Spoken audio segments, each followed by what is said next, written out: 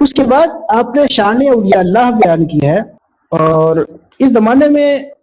اولیاء کی شان کے حوالے سے اولیاء اللہ کی بھی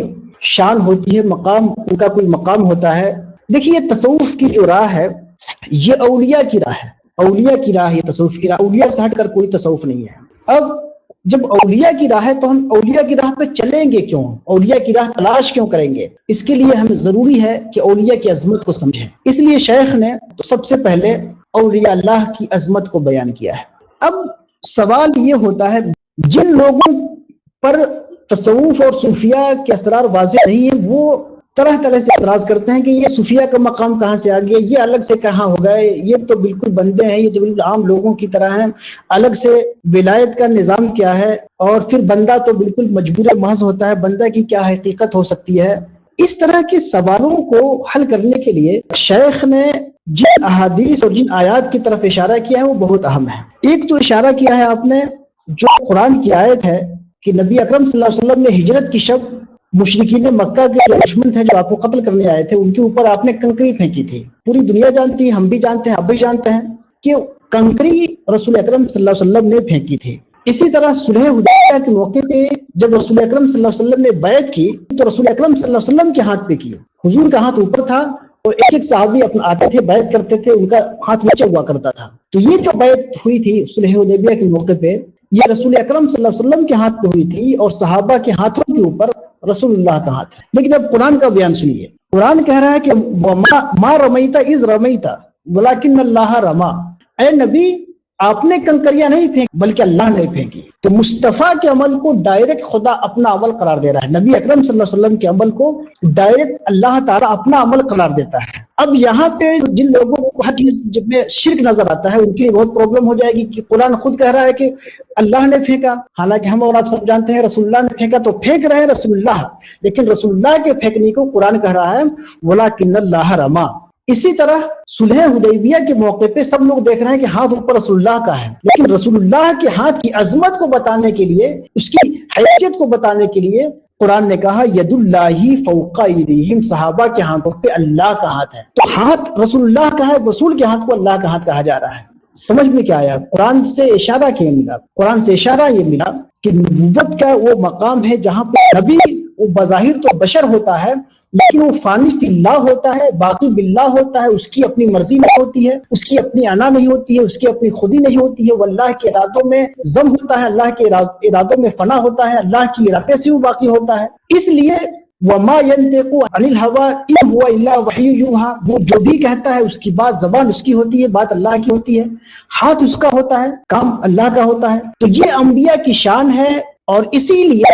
بشر ہوتے ہوئے بھی فوق البشر ہوتے ہیں، عام بشر کی طرح نہیں ہوتے ہیں۔ یہ بات ہمیں وضاحت کے ساتھ قرآن سے سمجھ میں آئی۔ لیکن اب اگلا مرحلہ یہ رہ جاتا ہے کہ یہ تو انبیاء کی بات ہو گئی، اولیاء کا مقام کہاں سے آئے گا؟ تو اس کو شیخ نے بتایا ہے کہ اولیاء بھی چونکہ انبیاء کے وارث ہوتے ہیں، ان کے جانشین ہوتے ہیں، اس لیے اس وصف کا ایک حصہ انہیں بھی ملتا ہے۔ اور صرف یہ بات صرف از روئے قیاس نہیں ہے بلکہ بخاری شریف کی صحیح حدیث ہے۔ نبی اکرم صلی اللہ علیہ وسلم فرماتے ہیں کہ اللہ تعالیٰ فرماتا ہے کہ بندہ فرائض کے ذریعہ ہمارا قرب حاصل کرتا ہے، پھر نوافل کے ذریعہ میرا قرب حاصل کرتا جاتا ہے، مجھ سے قریب ہوتا جاتا ہے یہاں تک کہ میں اسے اپنا محبوب بنا لیتا ہوں۔ اور جب میں اسے اپنا محبوب بنا لیتا ہوں تو اللہ فرماتا ہے کہ میں اس کا ہاتھ بن جاتا ہوں جس سے وہ ٹچ کرتا ہے، میں اس کی زبان بن جاتا ہوں جس سے چلتا ہے، میں اس کا پیر بن جاتا ہوں جس سے چلتا ہے۔ تو اب یہ بخاری کی یہ روایت قرآن کی اس آیت کی تفسیر ہو جاتی ہے، اور تفسیر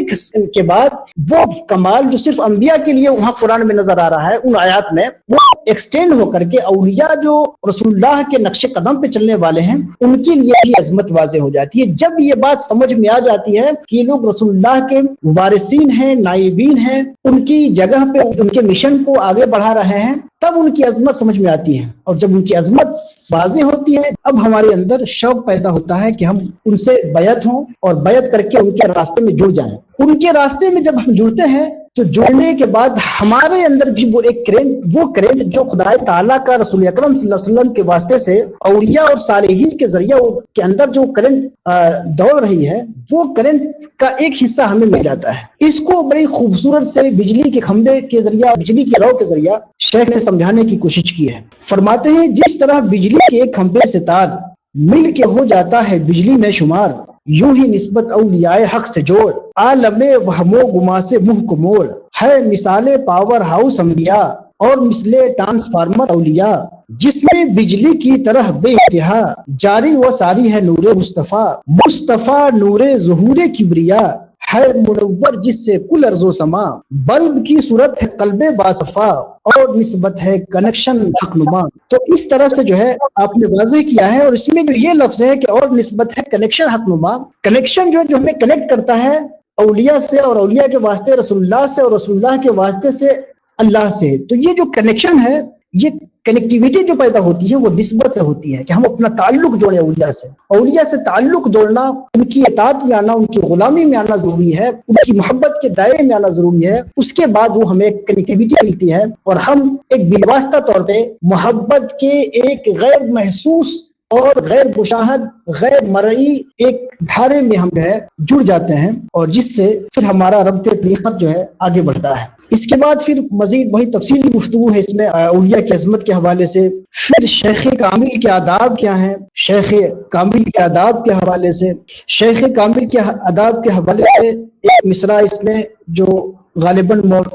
مثنوی معنی سے ماخوذ ہے، وہ بہت اہم ہے کہ بشنو اے غافل تو قول حق پرست، شیخ من خص اعتقاد من بسست۔ تصوف کی راہ میں عقیدت بہت اہم ہے، اپنے شیخ کے ساتھ وابستگی۔ اگر آپ نے شیخ کو شیخ مانا ہی نہیں، شیخ کو باکمال مانا ہی نہیں، تو اس کے بعد پھر آپ کے لیے وہ شیخ ایک پتھر ہے، آپ کو کوئی فیض نہیں ملے گا۔ اس لیے آپ شیخ بنانے سے پہلے 50 بار غور کریں، 50 بار دیکھیں کہ کہیں یہ شریعت سے کا دشمن تو نہیں ہے، یہ طریقے مصطفیٰ سے پھرا ہوا تو نہیں ہے، کہیں یہ کاروباری یا فراڈیل تو نہیں ہے۔ تو یہ ساری چیزیں آپ کو بیعت ہونے سے پہلے دیکھنا ہے۔ جب آپ نے طرح طرح سے آزما لیا، آج لوگ تصوف کی راہ میں جو دھوکہ کھاتے ہیں وہ اسی وجہ سے کہ ایک ہی بار میں بیعت ہو جاتے ہیں اور غور و خوض نہیں کرتے ہیں، جانچ پڑتال نہیں کرتے ہیں۔ آپ شیخ کو بار بار جانچ پڑتال کر رہے ہیں، جب دل شہادت دے، جب آپ کا دل گواہی دے کہ ہمارا شیخ رسول اکرم صلی اللہ علیہ وسلم کے طریق پہ ہے، منہج نبوت و رسالت پہ ہے، رسول پاک صلی اللہ علیہ وسلم نے جو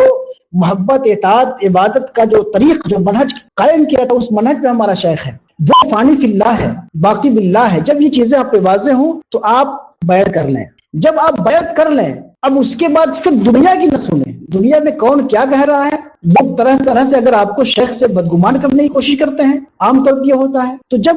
شیخ سے بدگمان کرنے کی کوشش کی جائے تو آپ وہاں ہاتھ اٹھا کے کہہ دیجئے کہ شیخ من خص اعتقاد من بسس، ٹھیک ہے بھائی، تم ہی کہہ رہے، تمہاری بات صحیح ہے، ہمارے شیخ کچھ نہیں ہے، لیکن سمجھ لو کہ میں ان سے عقیدت رکھتا ہوں، میری عقیدت کافی ہے نا۔ اسی بات کو حضرت امیر خسرو نے کہا کہ